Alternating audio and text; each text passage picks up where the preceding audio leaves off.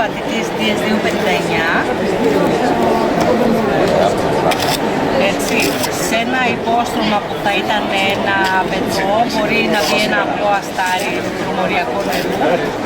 Διαφορετικά, αν έχουμε ένα πλακάκι θα μπορούσε να κολλήσει απευθείας επάνω. Γίνεται το άπλωμα με τέτοιες κινήσεις, έτσι, όπως δείχνουν οι εφαρμοστές μας, και θα το αφήσουμε απλά λίγη ώρα αναλόγως της υγρασίας και της θερμοκρασίας να τραβήξει. Δίνουμε πάρα πολύ μεγάλη προσοχή, έτσι, στο νερό της ανάμειξης, δεν είναι τυχαίο. Πρέπει το νερό να είναι ακριβώς αυτό που λέμε, γιατί φτιαχτεί ολόκληρο το σακί να είναι το ανάλογο. Μπορείς να ρίξεις λίγο τη σπάτουλα, λίγο ένα κοντινό, έτσι, πρέπει να είναι μια τέτοια σπάτουλα, να γίνεται η εφαρμογή προς μία κατεύθυνση, γιατί θα σηκώνουμε το λοιπόν και το καθίζουμε και δεν έχει κάποιο νόημα. Καθαρίζουμε με μία μικρή σπάτουλα ό,τι κολλήματα έχει η μεγάλη σπάτουλα για να μην ξανακολλάει το υλικό, και απλά αυτό μαζεύουμε ό,τι υλικό πλεονάζον υπάρχει που έρχεται με το πρώτο τράβημα. Η εφαρμογή πάντα γίνεται από τη μία πλευρά στην άλλη, από την ίδια φορά πάμε και τελειώσουμε και είμαστε σχεδόν έτοιμοι. Κάνουμε έτσι κάποια νερά να βγάλουμε. Κάνουμε έτσι κάποια νερά να δείξει αυτό που αγαπάνε όλοι για την πατητή. Είμαστε σχεδόν έτοιμοι να την αφήσουμε να μείνει περίπου 1-2 ώρες για να την τραβήξουμε ανάλογα με την υγρασία. Ανάλογα με την υγρασία. Είμαστε έτοιμοι.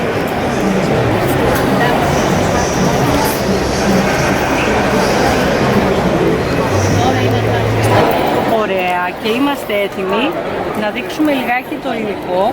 Θα κάνουμε την εφαρμογή για αυτοεπιπεδούμενο έτσι δάπεδο. Θα δείξουμε το D64. Είναι ένα αυτοεπιπεδούμενο ταχύπηκτο τσιμεντοκονία με εξομάλυνσης που παίρνει πάχη από 3 ως 30 χιλιοστά. Ο Μπεν εδώ βλέπετε το εφαρμόζει από το κέντρο και στην άκρη. Το αντίστοιχο γίνεται και όταν έχουμε έτσι κάποιο δωμάτιο. Ξεκινάμε πάντα από το κέντρο και το αφήνουμε να απλώνει. Αυτό απλώνει μόνο, το είδατε και τη ρευστότητά του που έχει. Το ίδιο γίνεται και σε ένα δωμάτιο όπως είπα. Συνεχίζουμε και τα ρίχνουμε τα δοχεία έτσι. Τώρα, αν κάπου μένει, αν κάποιος χώρος υπάρχει, μπορούμε να το βοηθήσουμε με κάποια σπάτουλα. Βλέπετε ότι αυτό όπως το περνάμε και το κόβουμε, αυτό έρχεται ξανά και κλείνει τα κενά, αλλιοσυμπληρώνεται.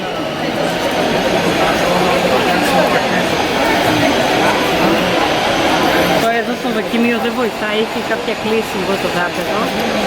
Λίγο να πιάσει εδώ.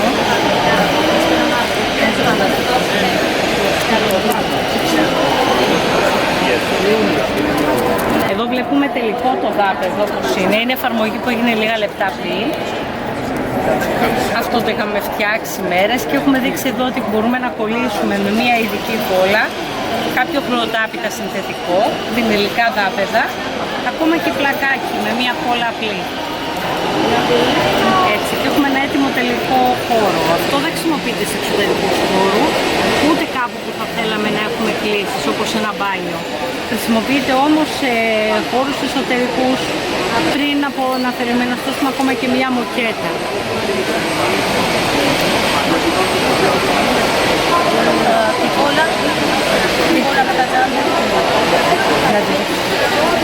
Και αποτελέσματα είναι αυτό. Πάμε. Λοιπόν, θα δείξουμε την εφαρμογή της κόλλας Extra Power Gel στην πιο δύσκολη επιφάνεια που μπορεί να πετύχει κάποιος, να είναι εντελώς μη απορροφητική και τι πιο πολύ από ένα τζάμι. Εδώ με τη βοήθεια του Ben έχουμε ετοιμάσει υλικό. Θα εφαρμοστεί αυτό με τη σπάτουλα. Με τον παραδοσιακό, τον κλασικό τρόπο που απλώνουμε έτσι στο εδάπεδο. Βλέπετε πόσο καλά κολλάει και στο τζάμι.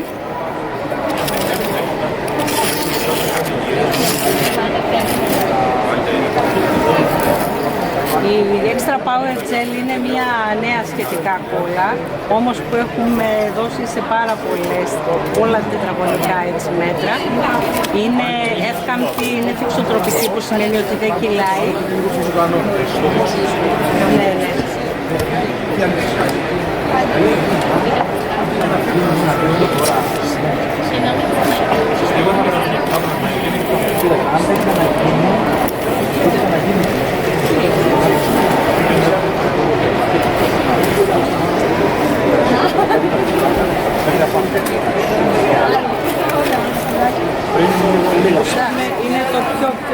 δύσκολο υπόστρωμα που θα μπορούσε να είναι ένα γυαλί. Και αυτό τι χρησιμότητα έχει. Χρησιμότητα έχει όταν θέλουμε να κολλήσουμε ένα πλακάκι πάνω σε ένα άλλο πλακάκι χωρίς να χρειαστεί κάποιος να βάλει... να το καθαρίσεις λίγο και λίγο.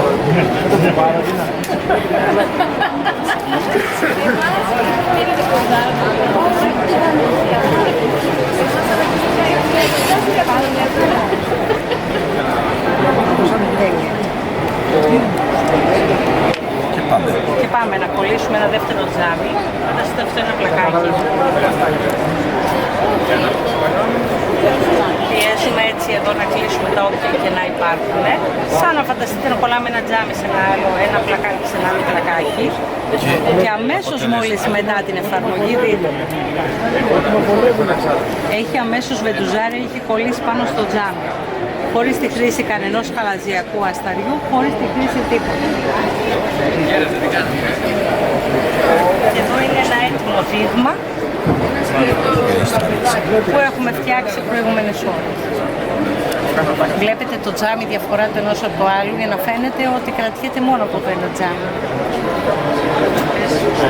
Είναι